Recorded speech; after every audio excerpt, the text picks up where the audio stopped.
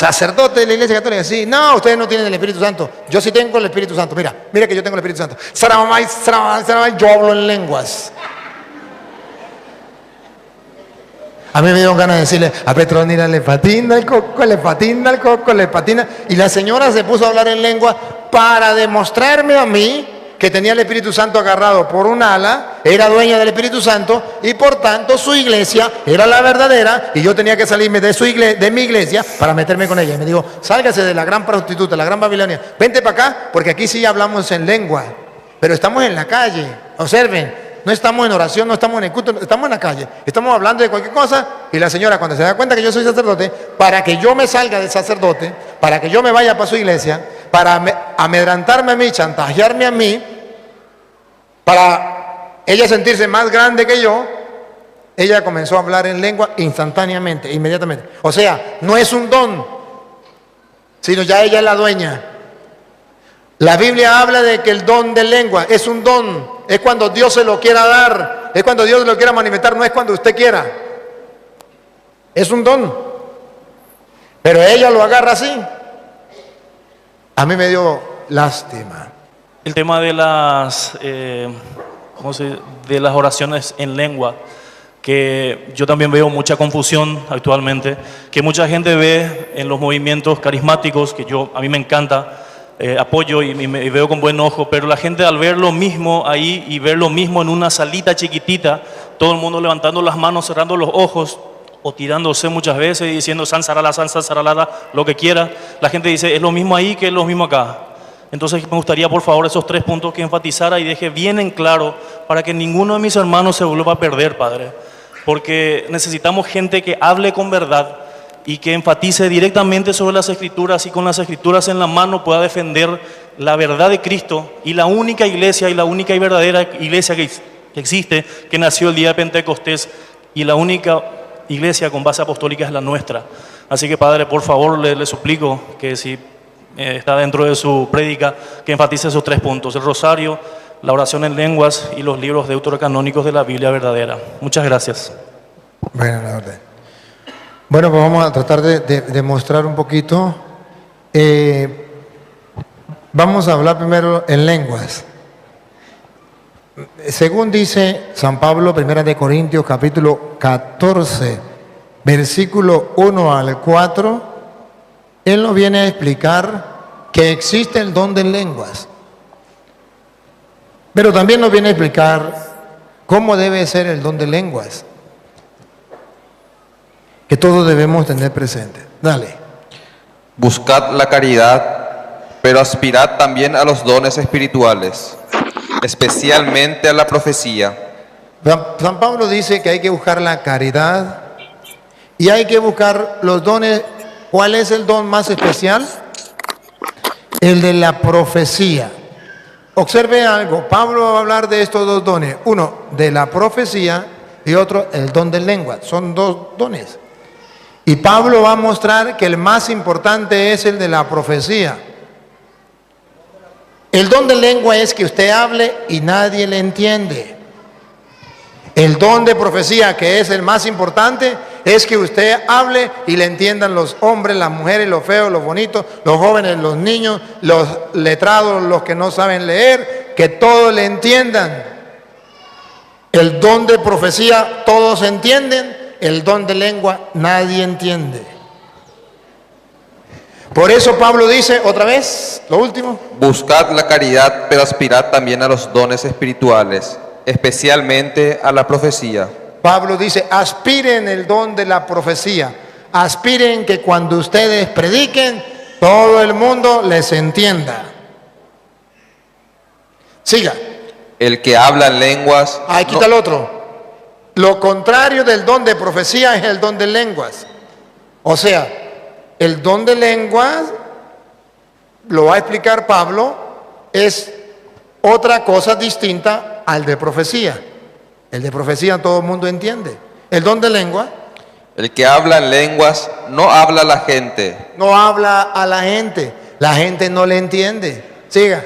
Sino a Dios. Sino a Dios. Siga. Y es que nadie le entiende. ¿Y es pues, que qué? Y es que nadie le entiende. Repítalo.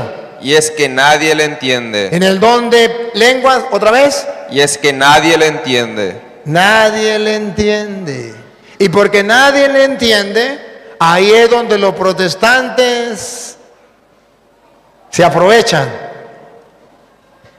Hablar en lengua como nadie le entiende, dicen unas tonterías y le hacen creer a la gente que están hablando en lenguas. Y le hacen creer a la gente que solamente ellos hablan en lenguas porque tienen el Espíritu Santo. Y debo decirles hoy la verdad, solamente los protestantes hablan en lenguas porque son unos mentirosos, engañadores, que hablan en lenguas para engañar a los tontos. Porque ellos no tienen una conciencia recta de hacer las cosas como Dios manda y no les importa engañar. Lo importante es amedrentar a la gente, asustar. Ustedes no tienen el Espíritu Santo, vean que yo sí tengo el Espíritu Santo, yo sí lo tengo. Usted asustado dice, me meto evangélico porque yo en la iglesia católica no veo eso. Y muchos carismáticos van por los mismos pasos. Lo repito, no tengo nada contra la renovación carismática. Muchos carismáticos hablan en lenguas de verdad. Pero muchos carismáticos no hablan en lenguas de verdad, sino de mentiras. Para creerse más que los demás, igual que los protestantes. Entre los carismáticos falsos, no hablo de los carismáticos verdaderos. Los verdaderos sigan adelante. Entre los carismáticos falsos y los protestantes, el don de lengua es una manera de creerse más que los demás y que tienen el Espíritu Santo agarrado por un ala.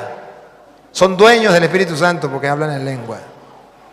No lo hacen para edificación del pueblo, lo hacen para su orgullo propio, para su vanidad, para enaltecerse, para sentirse más papista que el Papa. Porque tengo el Espíritu Santo, hablo en lengua.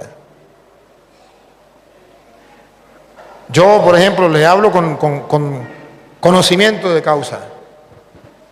Iba con mi hermano, íbamos en la carretera y nos encontramos una señora que nos conocía a nosotros desde niños, que nosotros le conocíamos desde niños. Ella era católica, pero se había metido en evangélica. La señora pues conocía a mi hermano, pero a mí no me conocía, ni yo tampoco la conocía a ella. No me acordaba, nos conocíamos, pero no nos acordábamos. Ni ella se acordaba de mí, ni yo de ella. Ella no sabía que yo era sacerdote, nada. Ella saluda a mi hermano y comienzan a hablar. Después que habla, él le dice a mi hermano, él le dice a ella, mire, este es mi hermano. Y la señora me dice, mucho gusto, Petronila. Y yo le digo, mucho gusto, Luis. Y le dice mi hermano, él es padre, él es mi hermano y es sacerdote. Dijo la señora, ¿sacerdote de la iglesia católica? Sí. No, ustedes no tienen el Espíritu Santo. Yo sí tengo el Espíritu Santo. Mira que yo tengo el Espíritu Santo. Yo hablo en lenguas. A mí me dieron ganas de decirle, a Petronila le patina el coco, le patina el coco, le patina. Y la señora se puso a hablar en lengua para demostrarme a mí que tenía el Espíritu Santo agarrado por un ala, era dueña del Espíritu Santo y por tanto su iglesia era la verdadera y yo tenía que salirme de mi iglesia para meterme con ella. Y me dijo, sálgase de la gran prostituta, la gran Babilonia, vente para acá porque aquí sí hablamos en lengua, pero estamos en la calle, observen. No estamos en oración, no estamos en el culto, estamos en la calle. Estamos hablando de cualquier cosa y la señora cuando se da cuenta que yo soy sacerdote, para que yo me salga de sacerdote, para que yo me vaya para su iglesia, para amedrantarme a mí, chantajearme a mí, para ella sentirse más grande que yo, ella comenzó a hablar en lengua instantáneamente, inmediatamente. O sea, no es un don, sino ya ella es la dueña. La Biblia habla de que el don de lengua es un don, es cuando Dios se lo quiera dar, es cuando Dios lo quiera manifestar, no es cuando usted quiera. Es un don. Pero ella lo agarra así. A mí me dio lástima. A mí me dio dolor. Si lo hacen conmigo, ¿no lo va a hacer con las otras personas? Y si casi me convence a mí, ¿no va a convencer a otra persona? Por un poquitico me meto en evangélico, por un poquitico.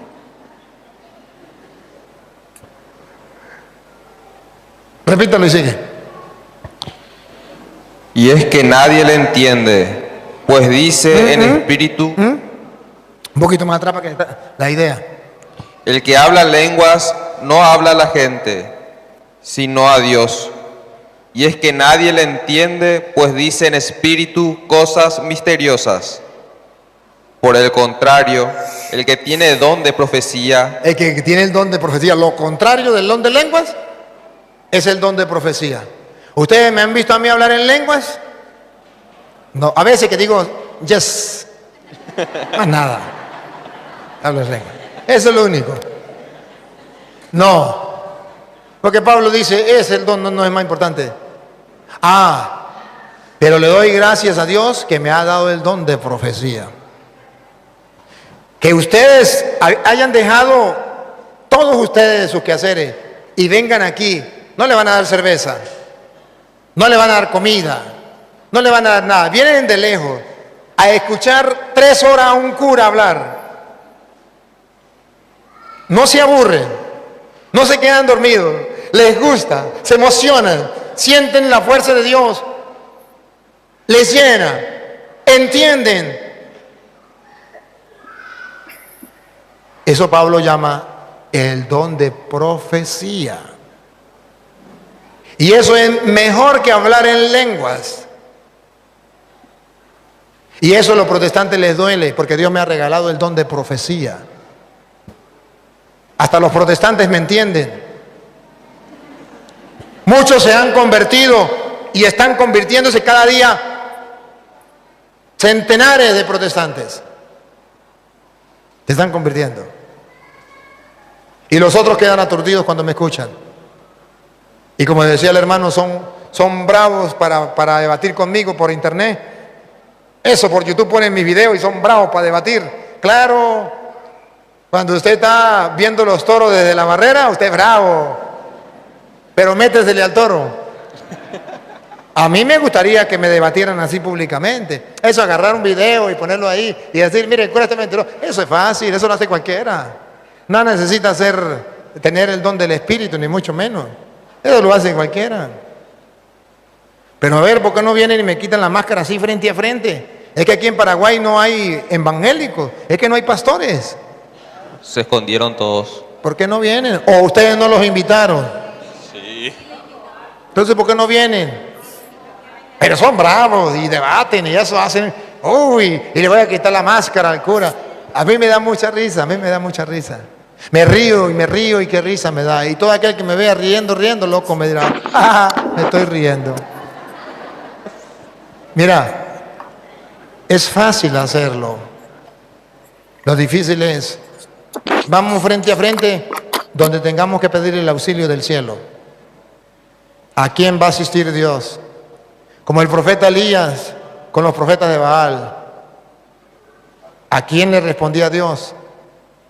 A ese Elías que era un solo profeta y los otros eran 400 de Baal. Y su Dios él no le respondía. Así le está pasando a los protestantes. 400 pastores. Un solo cura. ¿Y qué le está pasando? ¿Qué le pasa con su Dios? ¿Qué le pasa con su espíritu? Que dice que Él me ilumina el espíritu, me guía el espíritu, expulsan demonios. ¿Qué le está pasando? Que no hacen nada. Porque el don de profecía es que la gente sea capaz de entender y Dios lo va a asistir. Ustedes a veces me preguntan, padre, ¿y usted qué come? Ustedes a veces dicen, padre, pero y es que usted no se cansa y usted compartimos y no nos cansamos y vemos los videos y nos trasnochamos y queremos más y más y más. ¿Y de dónde, en qué universidad estudió usted? Una vez tuve un debate como con 100 pastores. Y cuando el primero que se enfrentó, los otros iban a debatir conmigo y ya no quisieron debatir. Y le dije, ¿por qué no quieren debatir? Y uno agarró el micrófono y dijo, no, porque es que usted ha ido a estudiar a las mejores universidades del mundo. Y en ese tiempo yo no había salido de Venezuela siquiera. No es eso. Es que Dios ha regalado ese don. Aspiren al don de la profecía. donde ustedes ni se imaginan que a veces voy a un lugar a compartir y yo le digo, Señor, ¿y hoy de qué me van a preguntar? ¿De qué vamos a hablar? ¿Y hoy qué me van a preguntar? ¿Y qué cita me va a dar? Ay, Señor. Y ni sé. Y llego y le digo, Señor, aquí estoy en tus manos. Y ustedes no me van a creer. Pero me llegan las citas y las ideas así y pelean en la cabeza a ver cuál entra. Y yo cuando termino le digo, Señor, me quedo admirado. Ustedes se sorprenden de mí, yo me sorprendo de Dios. Le digo, Señor, te la vacilas, qué bravo eres, qué fantástico, qué maravilloso. Yo sabe cómo aprendí, debatiendo con los pastores, no sabía qué me iban a preguntar, no sabía de qué iglesia era, no sabía qué le iba a responder, pero confiaba en el Señor. Hacía oración, sí. Leía la Biblia, sí. Y recuerdo que un día me invitaron en una comunidad en Venezuela, me invitaron. Una cantidad de gente, más o menos como aquí, pero eran todos maestros, eran maestros del país, eran AB, algo así se llama ya, AB, algo así. Todos los maestros de la religión, de los colegios, sacerdotes, religiosas y laicos, que cantidad. Y a mí me invitaron. Y yo fui, y yo por más hacer, para comenzar le dije, ¿de qué quiere que les hable? Más bien no lo hubiese dicho. Se paró una de las encargadas de ahí, eran profesores, ¿me entienden, no? Era gente preparada, puro psicólogo, abogado, sociólogo, bueno, doctores, pura gente. Y se paró una monja, una religiosa, y me dijo, señor cura, ¿qué se ha creído usted? ¿Que aquí hay pura gente ignorante? Nosotros aquí somos la mayoría profesores y nos esforzamos cuando vamos a dar la clase, hemos preparado, ya hemos escrito lo que vamos a dar, hemos hecho un esquema, lo llevamos desarrollado para exponerlo y tenemos fundamento aquí, fundamento acá, para no dar basura, sino darle a la gente, a los alumnos, una enseñanza bien buena. Y usted, irresponsable, ha llegado aquí y todavía no sabe ni siquiera de qué va a hablar. Cura irresponsable, qué pena. Hemos venido a perder el tiempo con usted. Y yo me quedé como perrito regañado. Pero como yo no había preparado nada, me había preparado yo.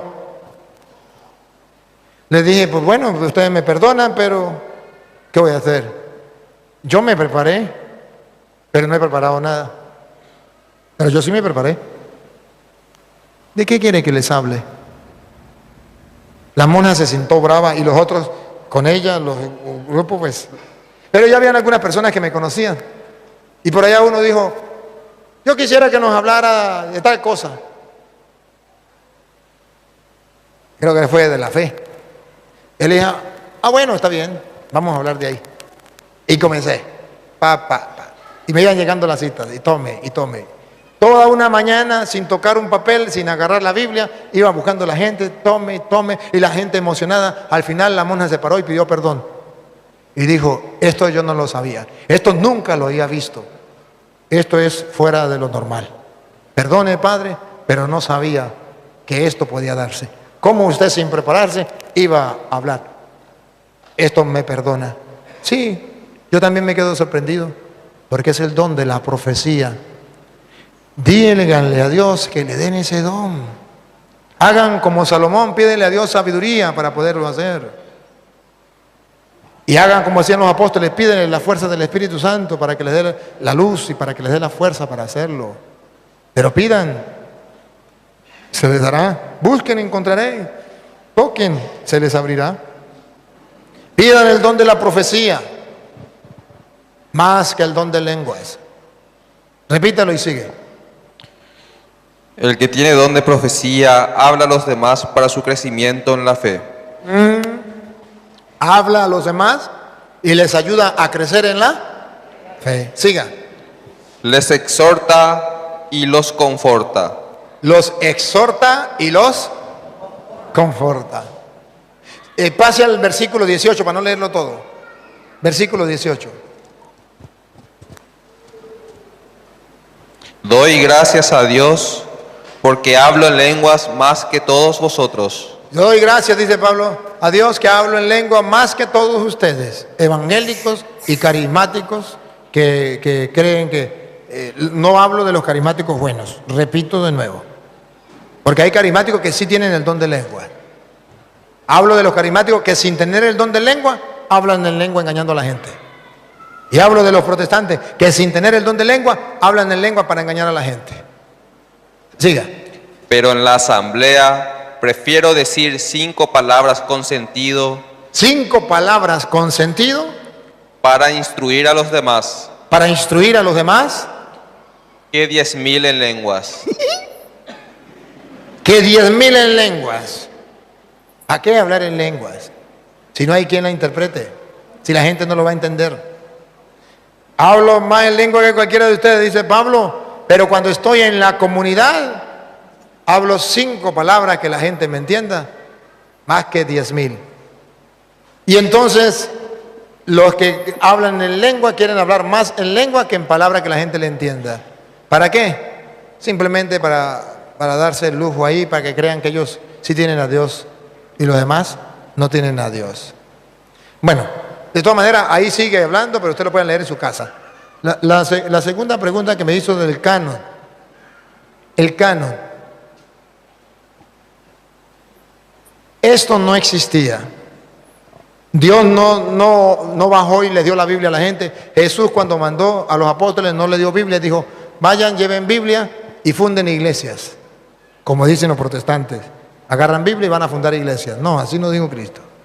Cristo los mandó a predicar, vayan a predicar. Ni siquiera les mandó a escribir nada. Por eso los apóstoles no escribieron nada, predicaban. Predicaban.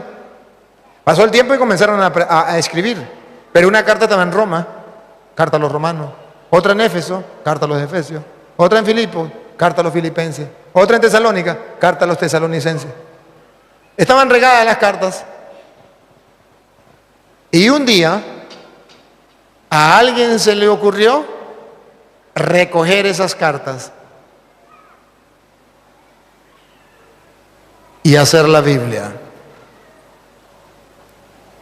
Y eso no fue ningún evangélico, ningún testigo de Jehová, ningún adventista, fue alguien de la Iglesia Católica llamado el Papa San Dámaso I en el año 382. Hasta ahí solamente existía el Antiguo Testamento, pero no existía el Nuevo Testamento. Entonces, ¿cómo fue que se hizo la Biblia y por qué nosotros tenemos 73 libros y ellos tienen 66? ¿Por qué? Porque ellos tienen menos que nosotros. Si usted le pregunta a un protestante, ¿qué va a responder? Es que los católicos le pusieron 7 libros a la Biblia. La ignorancia es atrevida. Los católicos no le pusieron 7 libros. Oigan bien, los católicos le pusieron 27 libros a la Biblia. No le quiten 20. No son 7. Los católicos le pusieron 27. Porque cuando viene Cristo, existía solamente un canon. Llamémoslo así, una Biblia. Que era la traducción de Alejandría. Y tenía 46 libros, que es los que nosotros tenemos en el Antiguo Testamento. Cuando Cristo, recuerdan que Cristo un día se paró en el templo y agarró el rollo de Isaías, lo leyó y dijo, el Espíritu del Señor está sobre mí. ¿Hoy se cumple esta escritura? ¿De dónde agarró ese rollo? ¿De qué canon? Del único canon que existía, el de Alejandría. Cuando Pablo, allá en 2 de Timoteo 3:16, dice, toda escritura es inspirada por Dios y es útil para enseñar. ¿De qué escritura está hablando Pablo? De las escrituras que él conocía hasta entonces. ¿Cuáles eran las escrituras conocidas hasta entonces? El canon de Alejandría, con 46 libros. el canon de Alejandría con 46 libros. Viene Cristo, vienen los apóstoles, y cuando viene Cristo, los judíos se fraccionaron en dos: los judíos cristianos y los judíos no cristianos. Los judíos cristianos, como Cristo y los apóstoles agarraron el canon de Alejandría, utilizaron el canon de Alejandría, predicaron con el canon de Alejandría, pues ese canon lo agarran los judíos cristianos. Pero los judíos no cristianos dicen: nosotros no creemos que Cristo es el Mesías, nosotros no creemos en los apóstoles, por tanto nosotros no creemos en ese canon. Nosotros tenemos que hacer un canon, una Biblia para nosotros. Se reúnen los judíos y hacia el año 90, los judíos sacan otra Biblia, otro canon, que se llama el canon de Palestina, con 66 libros. Le quitaron 7 al canon de Alejandría. Nosotros los cristianos decimos: no podemos quitarle 7, porque Cristo los utilizó, porque los apóstoles los utilizaron, y nosotros no somos judíos, nosotros somos cristianos. Y entonces nosotros agarramos el canon de Alejandría que utilizó Cristo y los apóstoles. Los judíos se quedan con 39 libros. No aceptan el Mesías. Como no aceptan el Mesías, no aceptan ni el canon de Alejandría con 46, ni tampoco aceptan los 27 libros del Nuevo Testamento. Quitan los 27, no lo aceptan, y quitan 7 libros. Los judíos tienen su propia Biblia con 39 libros. Vienen los cristianos, que somos los católicos, hacen la Biblia, el Papa San Damaso I, agarran los 46, no de los judíos, que no creyeron en Cristo, le pusieron 27 libros. ¿Sabe qué es lo curioso? Que los protestantes le quitan 7 libros que no se los puso la Iglesia Católica, que ya existía antes de Cristo. Y de los 27 libros que la Iglesia Católica le puso, no le quitan ni uno. Los 27 libros que la Iglesia Católica les puso están completicos. ¿Y por qué los protestantes no se lo quitan?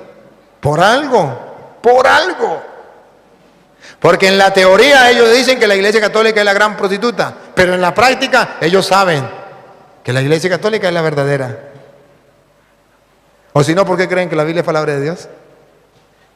Vino Martín Lutero estaba en contra de la Iglesia Católica y fue incapaz de quitarle esos 7 libros. Los puso a final, después del Apocalipsis. Después de Martín Lutero vienen los protestantes, y todos los protestantes, todos, sin excepción, tenían 73 libros. Todos. Hasta el año 1825, que las Sociedades Bíblicas Unidas les obligó a los protestantes a quitarle 7 libros a la Biblia. Lo mismo que hicieron los judíos, que no creyeron en Cristo, lo hacen los protestantes que tampoco le creen a Cristo, que le creen al pastor.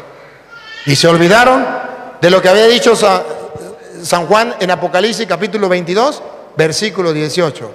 ¿Qué había dicho San Juan en el capítulo 22, versículo 18? Vamos a escucharlo. Apocalipsis capítulo 22, versículo 18. Se olvidaron los protestantes de este capítulo y de este versículo. Óigalo. Lanzo una advertencia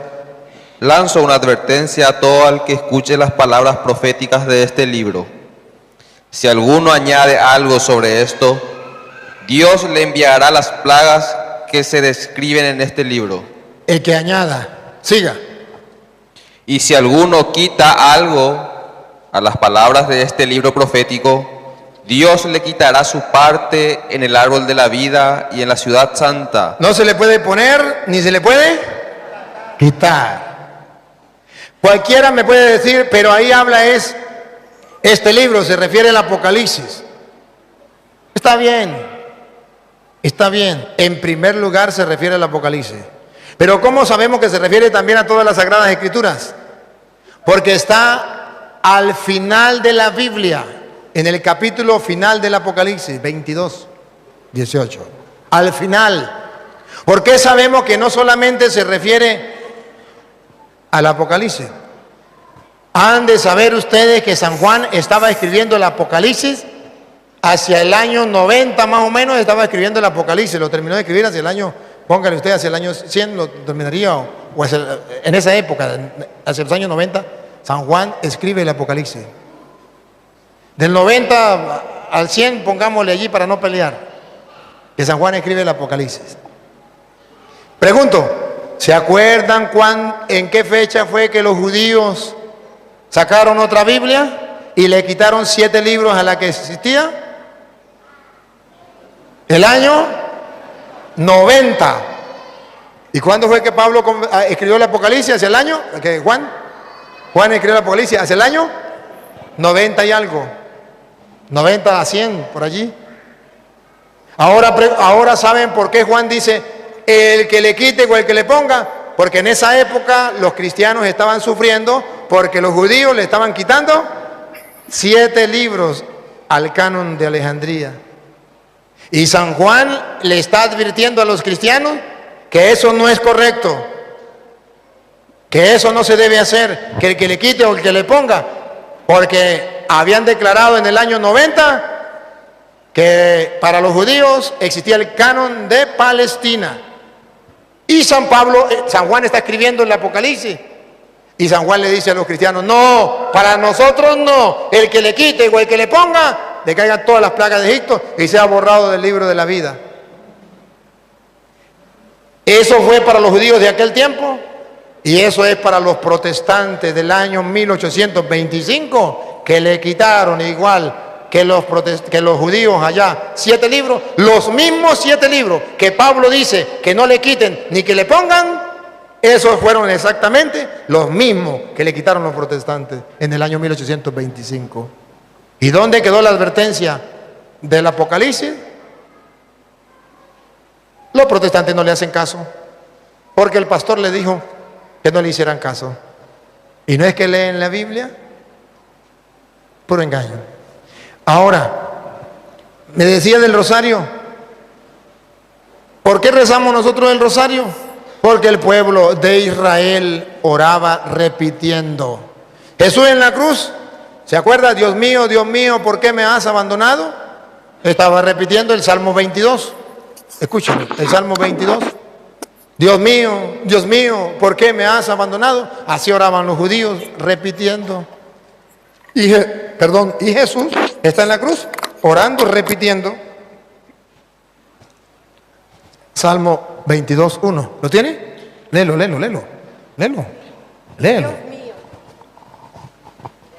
Dios mío, ¿por qué me has abandonado? Ahí está el Salmo. Jesús está repitiendo un Salmo. Así oraba Jesús. ¿Por qué nosotros oramos repitiendo? Porque en Mateo capítulo 26, versículo 44, volvemos a encontrar a Jesús repitiendo. Orando, repitiendo, como judío que era. Las palabras que lanzo no me salvan. El capítulo... Los dejó y se fue a orar por tercera vez. ¿Se fue a orar por tercera vez? Repitiendo las mismas palabras. Repitiendo las mismas palabras. ¿Y qué dice la Biblia? ¿Cómo será allá en el cielo? ¿Cómo será la oración allá en el cielo? ¿Cómo oran los santos en el cielo? Apocalipsis 4:8. 4:8, o no, que 1:4 es la cosa, ¿no? A 4:8, ¿está bien? A 4:8. ¿Cómo dice Apocalipsis 4:8? ¿Cómo oran allá en el cielo? Cada uno de los 4 vivientes tiene 6 alas. Están llenos de ojos todo alrededor y por dentro. Y repiten. ¿Otra vez? Y repiten. ¿Otra vez? Y repiten. ¿Otra vez? Y repiten sin descanso día y noche. Santo, santo, santo. ¡Ay! En el cielo también son católicos. Los ángeles también son católicos y oran diciendo, repitiendo, no una vez ni 3 veces. Día y noche. Santo, santo, santo. Repitiendo día y noche. Ustedes imagínense el problema que van a tener los protestantes cuando lleguen al cielo y tengan que repetir día y noche como los católicos.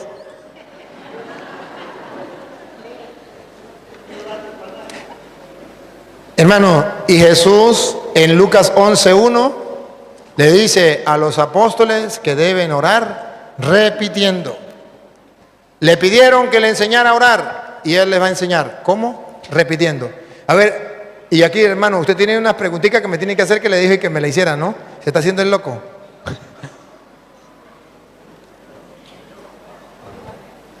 Usted me dio unas preguntas que me tiene que hacer. No se me hagan loco. Yo quiero que me hagas preguntas.